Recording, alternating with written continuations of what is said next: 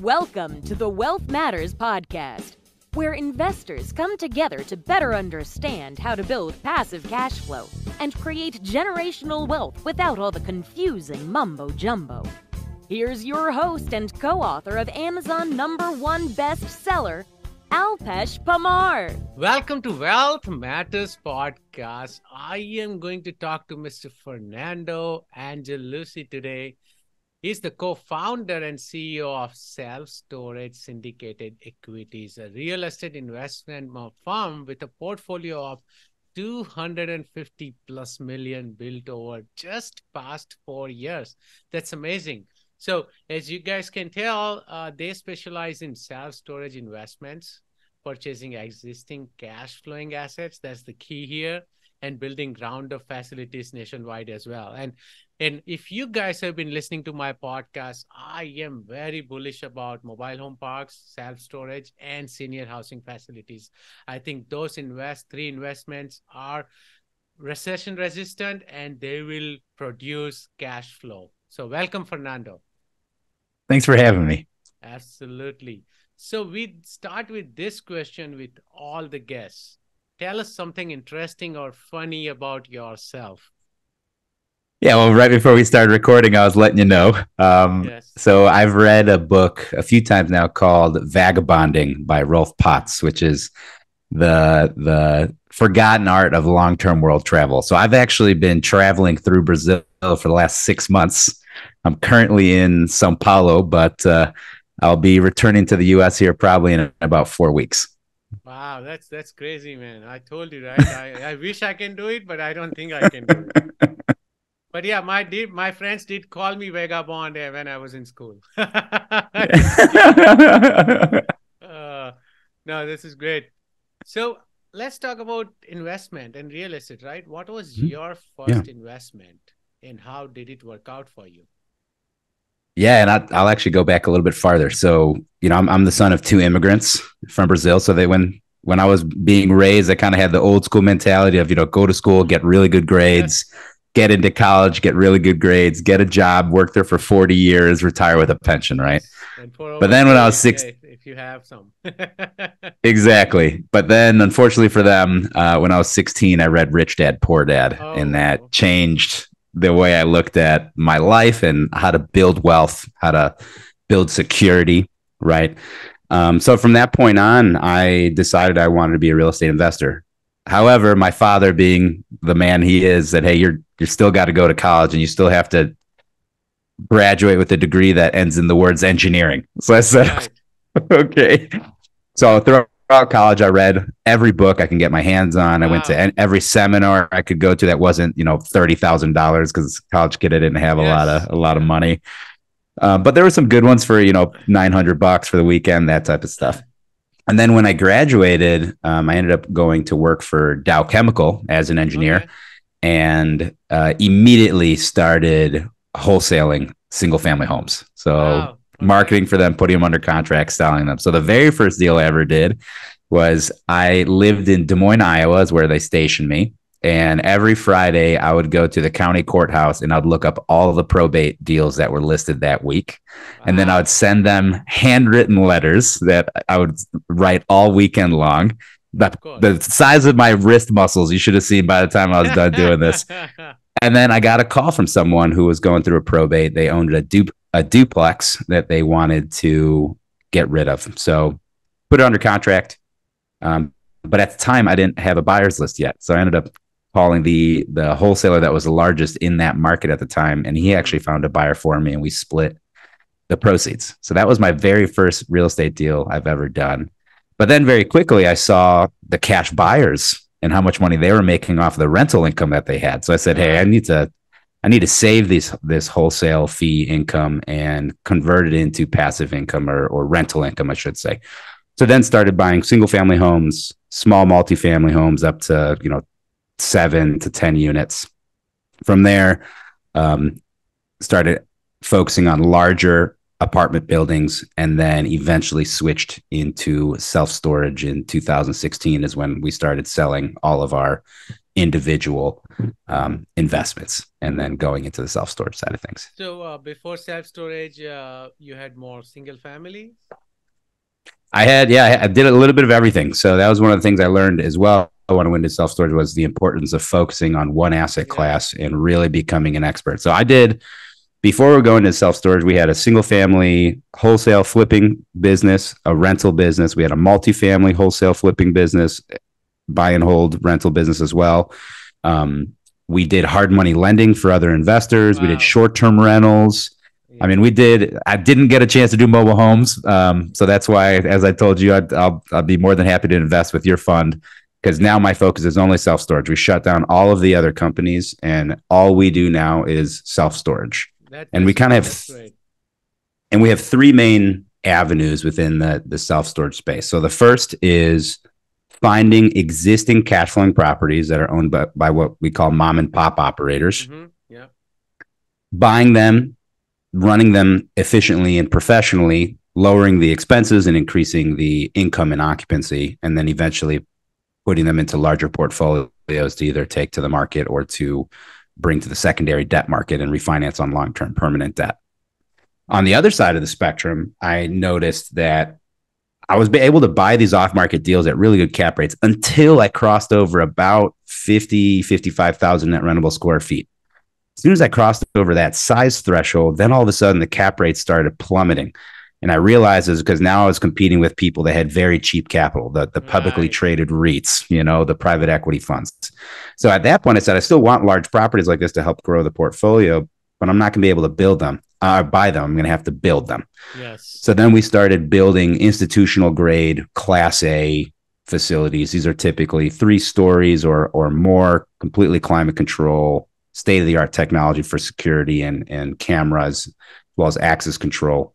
And then these projects, as opposed to buying them, buying existing cash flow deals for $1 million to $3 million a piece, I'm building these for 16 to 17 million a piece, with final valuations in the 25 to 30 million range, right? And when they're markets are this ground up, because you're talking about Class A, like high end, then those markets have to support these facilities. Right. So we go to high growth, high population markets. So the Southeast to the South. So right now I have deals in Charlotte, North Carolina, Atlanta, Georgia, Tampa, Florida, Orlando, Florida, right?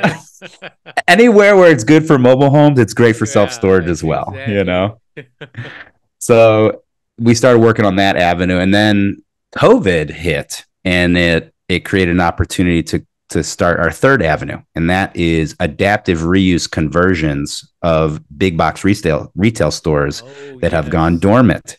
So all of a sudden, before you had these large big box stores that they're trying to lease their space for, who knows, $50 a foot, something insane. And then COVID hit, and then they started getting desperate. And now we are able to pick up these, Sears stores, Walmarts, Kmarts, and anywhere between $10 to $20 a foot for the envelope, the exterior. And that allowed us to do two things. One, it allowed us to drop our construction timeline from 12 to 14 months down to 6 to 8 months, because we were already weathered in, if you will.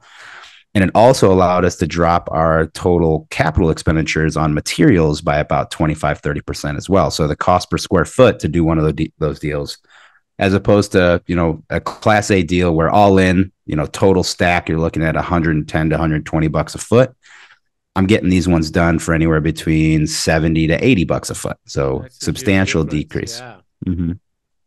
Oh, that's awesome. So right now, your single or singular focus is self-storage. So let's talk about self-storage. And I have interviewed a lot of people before as well on self-storage. So I want to talk about pros and cons today. So let's talk about what are the pros of investing in self-storage. Yeah. So if you look historically, I'm an engineer by training. So everything I do is kind of trust but verify and numbers first, right? So if you look at self-storage and its return since 1994, okay, call it a roughly 25-year period of time. During that time, the S&P 500 returned about 7.5-8% return. Always 7 to 8, yeah. Yeah. Multifamily did a little bit better, and that was at about 13%. And this is not counting, the last 4 or 5 years where things kind of got out of hand with COVID. Yes. Self-storage during that time returned 17.4%. So that 4% between multifamily and self-storage may not seem like a lot, but you got to realize that's compounding. So if you had $100,000 to invest at the beginning of this study in 1994, what would be the value of that investment today? S&P 500, you'd be at about a little over $500,000. Apartments, you did a little bit better. You're at 1.8 million. Yeah. Self-storage, that same 100,000 would turn into over $4 million in return today. Wow. So just to show you what that 4% compounding does, it over doubles your return over the apartment space. Now everyone says, all right, Fernando, great. High returns are awesome. That must mean that it's also very risky. And yeah. And the thing is, that's actually not the case. And I'll use a couple examples here. The word I like to use with self-storage is that it's asymmetrical risk versus return profile. So let's look at the first one that everybody remembers, 2007 to 2009, when all real estate was getting hammered. The S&P 500 dropped 22% during that time. Multifamily dropped between 7 and 8% between that time. Mm-hmm. Self-storage only dropped 3.5%. Now that 3.5% was done by a study called the National Association of Real Estate Investment Trusts. So they only took numbers from large, slow-moving companies that were set up as REITs. When I talked to a lot of my friends in the space, and you've actually had a few of them on the show already, that was one of the times where they made the most money they've ever made, was between 2007 and 2009 in the self-storage space. So, okay. There is blood on the street, right? Right, exactly. Now, you say, all right, Fernando, 2007, 2009, that was, over a decade ago. How about something a little bit more recent in history? Well, according to TREP, which is a commercial mortgage-backed securities research firm, during the pandemic, of the 1,700 CMBS loans that were made to self-storage in the first 3 quarters of 2020, only 3 were delinquent. That is a 0.17% delinquency rate. During that same time, multifamily was defaulting at a rate of 1,800% higher, or 18 times the default amount of self-storage, just to show you an example. Now we look at, say, 2021, when we were in the peak of it, right? Really in the thick of COVID. During 2021, our portfolio experienced over 4 to 7% increase in rents month over month. So in 1 year, on some facilities, we had increases in rents of anywhere between 60 to 80%. That's crazy. Right. So now that I remember, and let me again, I only have one self-storage portfolio, but what I have learned about it, one, it does not have those 3 T's, right? Tenants, toilet, and termite, right? Because you don't have to worry about any of that. So that's great. That's one of the, and I think when I studied about it, 2007 to 9, when you mentioned, when people have to foreclose, when they have to short sale, when they have to downsize, they still have a lot of their possessions, which are close to them. They don't want to get rid of them. Where are they going to put all this? Of course, they chose self-storage, right?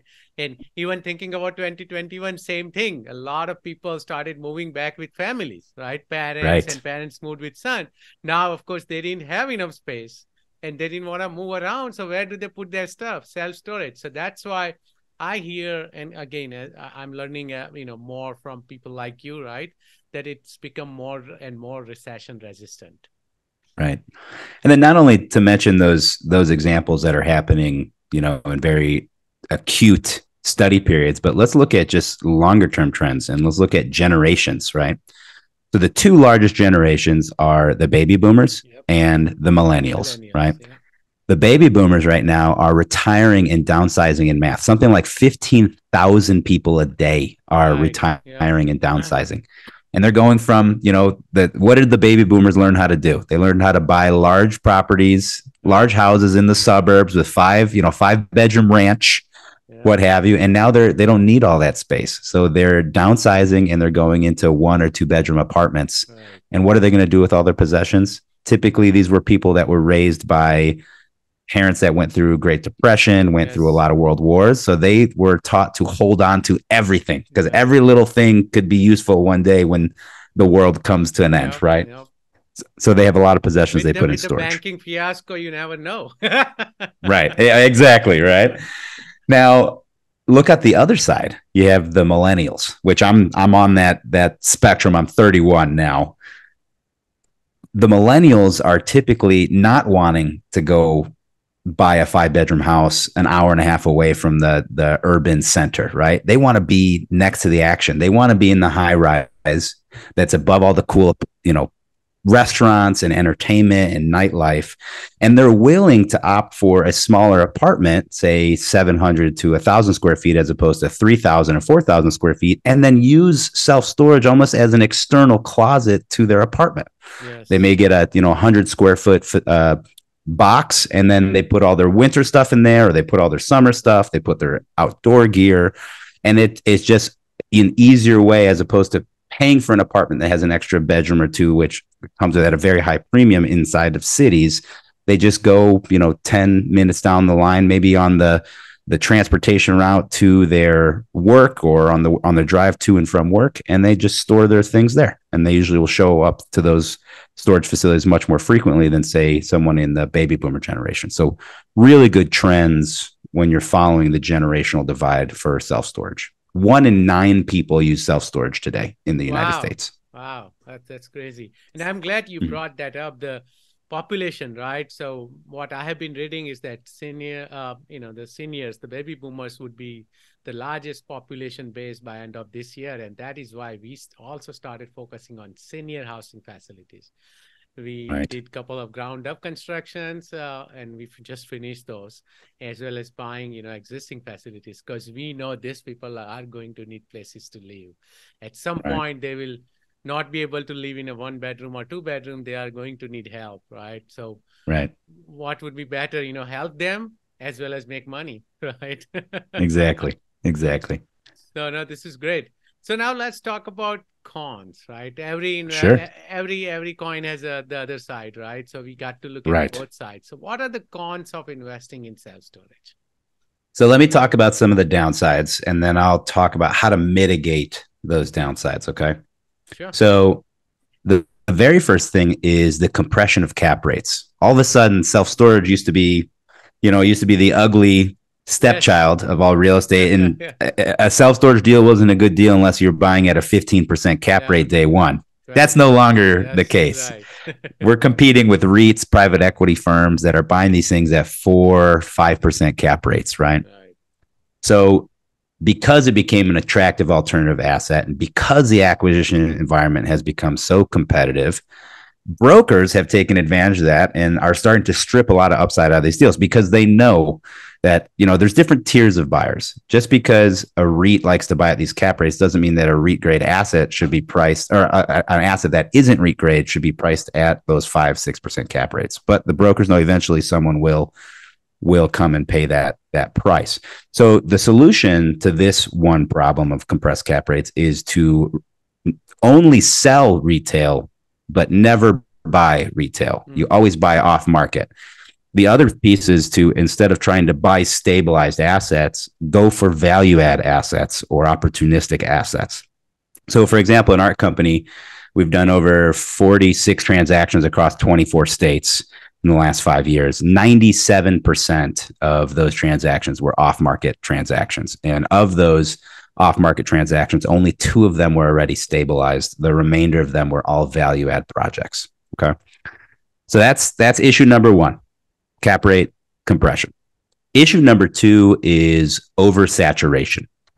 Now, because these REITs, these self-storage REITs, are making so much money hand over fist, and they're structured as REITs, which means they need to outlay 90% of their income every year, you have a lot of these REITs that are now investing, instead of on a 5-year or 7-year horizon like you and I invest, they're investing on 30 or 40-year time horizons. Wow, because they have public money, right?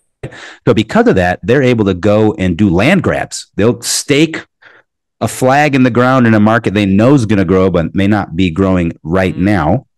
And they'll sit on that land, or they'll develop it all cash with no debt and just let it, slunk along, because they know eventually they'll have market share in that area. The second piece that contributes to oversaturation is cheap construction costs. when I used to build apartment buildings, we were easily at $450 a foot. Storage, when I'm doing everything top of the line, I'm at $120 a foot. So almost 1/4 the cost. But I'm still getting the same rents per square foot that I was getting when I built apartment buildings, right? So why not just go shift into an asset that has less risk and is cheaper to build? And then the last piece of the oversaturation puzzle is the supply index numbers are dropping year over year. Supply index is a ratio that helps you understand what the supply and demand equilibrium is in a given market. So it is the amount of currently available net rentable square footage of storage over the population in your trade area. So how do you mitigate this oversaturation? Number one, don't play where all the big players are going right now. So the importance of underwriting and doing feasibility studies, not only internally, but also externally, getting third-party studies to make sure you don't have rosy-colored glasses on. Right. And going into areas that you know will grow and will have REIT presence, but may not have REIT presence right now. So for example, what we do, here's one of my deals that's coming up in the next couple of weeks, is in Charlotte, North Carolina. But it's not inside Charlotte, North Carolina. It's in a suburb of Charlotte, North Carolina that is growing extremely fast, but has no Class A product yet. So we are always going to be the ones that come to the market first with a Class A offering when all the Class C offerings are full and the customer is demanding a more professional experience. I see. Right. And then now the last piece, the last con would be what I've been alluding to is your REIT competition. They have unlimited capital that is needing deployed. They invest on 30-year timelines. And that's why we always like to focus on just outside of primary markets or even secondary and tertiary markets, depending on what asset class or what asset grade we're going for, right? Class A stuff has to be in primary markets in what I call the exurb. So the area between suburbs and rural. That is in the path of progress. Or if we're buying existing facilities and we want a good cash flow portfolio that we can put together of 10 to 20 properties to eventually sell off for a good premium on the cap rate, then we go to these secondary markets like Columbus, Ohio, or Des Moines, Iowa, right? Areas like that. That's awesome. So let's talk about the real estate market now, because I really want to know what's going on, right? So how do you see the real estate market react during second half of this year? Yeah, so I think despite all the banking issues that we're seeing right now, I think the Fed is going to still push towards curtailing inflation. I hope so. Right? So I believe rates will continue to go up before they start going down again. Right. What we've noticed is depending on the type of debt, this can have an effect or not have an effect, right? It can have both effects at the same time. So if you're going towards short-term debt, like 5-year paper, the Fed funds rate is increasing your cost to borrow. Yeah. And in those situations, to get around the increased debt service coverage ratio that is required from us, we are now, instead of offering outright purchases to our sellers, we're saying, hey, would you be willing to carry paper? Would you be willing to be the seller finance for us? Or, hey, we have a large project here. We think your land is worth a good amount and we can get a lot of credit for that value. What if you come in to the partnership as a joint venture partner and you contribute your land to our venture? We'll do everything. You don't need to do anything other than just deed over the land to the So what we've been doing is having these sellers deed over their land into the partnership, which then allows us to do two things. Number one, we don't have to raise as much capital because we're getting to use the full appraised value of the land. Because usually as good property finders that buy properties off markets, we always get penalized on the appraisal. You know, the appraisal will say, hey, your land is worth $3.5 million, but you bought it for $500,000. So we're only going to give you $500,000 in value for this land. And this is one way to get around that, which means we don't have to raise as much capital, which means our limited partners get a much higher return. Okay. Now, where it can go in our favor is, say, right now, where you start getting, say, 10-year paper. And you're basically trading off of the treasuries and what the bond market is doing. And every time the Fed raises rates, the bond market freaks out. They think that they're that the Fed is going to raise rates into a recession. So when you look farther down, the cost of that paper is much lower. And so I've had times where I a deal looking at both 5-year and 10-year paper. The 5-year paper went up in price the day after the Fed raised rates, but then the 10-year paper dropped basis because traders thought that we were going to raise into a massive recession, right? Got it. No, that's awesome. That makes sense. So let's talk about the mistakes you have made. What kind of mistakes have you made with your investments so far, and what did you learn from it?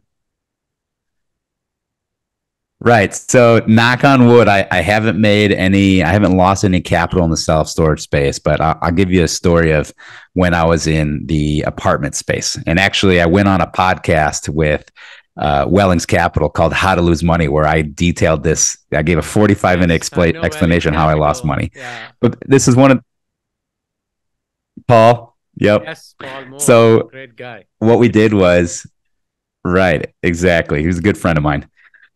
We had a deal. This is when we were very first starting out on the lender side of the world. And we had an investor that came to us to borrow money in the second position. All right. Red flag number one, borrow money in the second position to buy 2 apartment buildings in Indiana.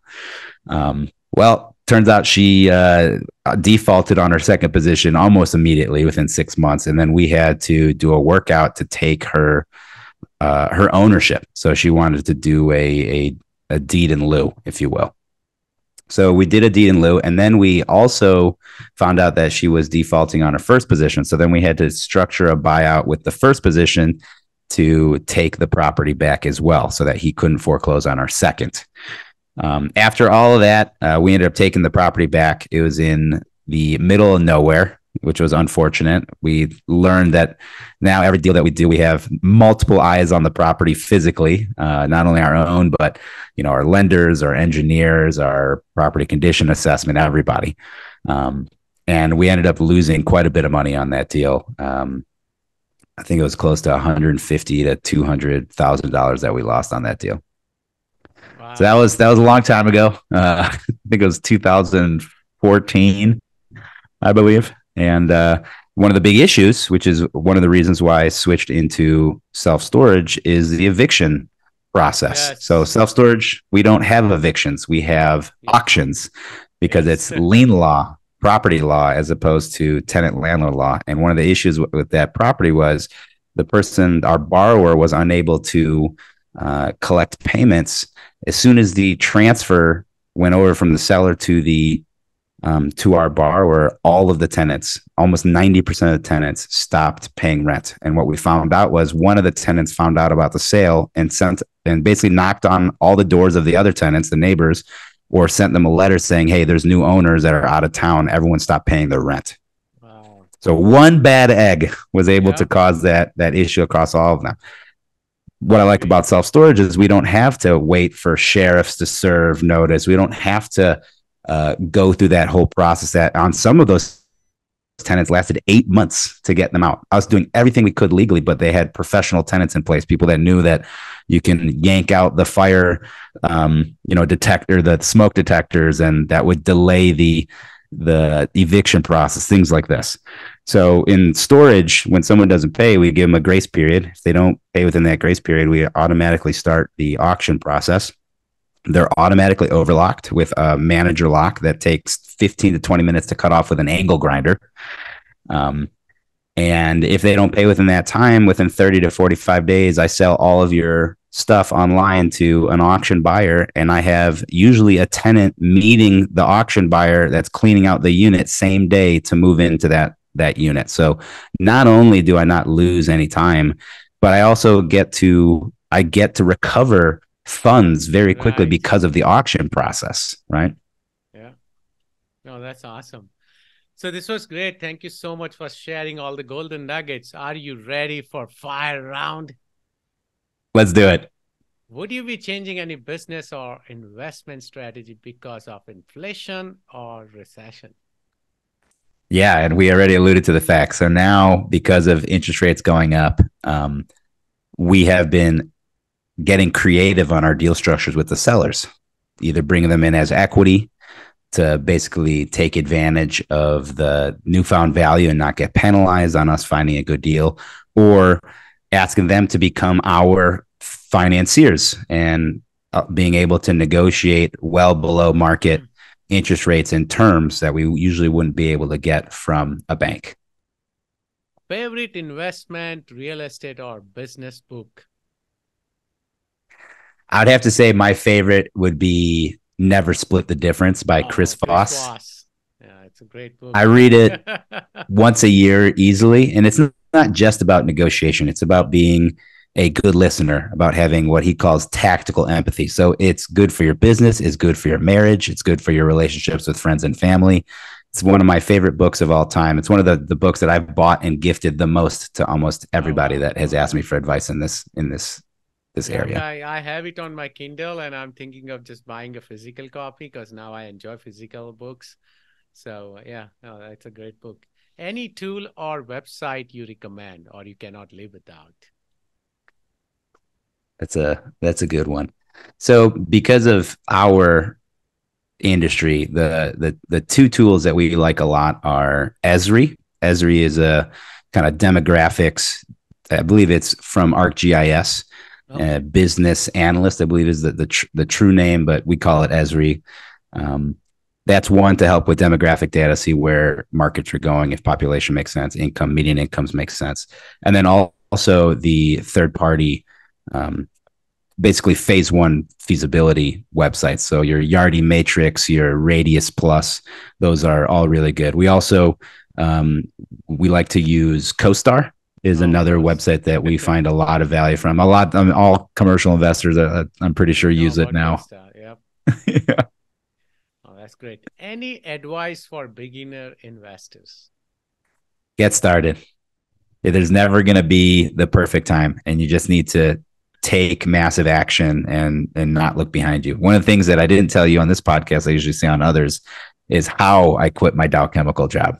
I basically burned all the bridges because I knew if I had a way to get back in and things got tough, I would take it, right? That's how human nature is. Nobody's willpower is perfect. There's always times where you falter. So to get around that is to set up systems around you to make it harder and harder to fail at what you're trying to do. A great book that talks about this is Atomic Habits. It's a really good one. Yeah, James Clear, man. Yeah, he's so clear. How do you give back? How do I give back? So self-storage is one of those things that is extremely hyper local.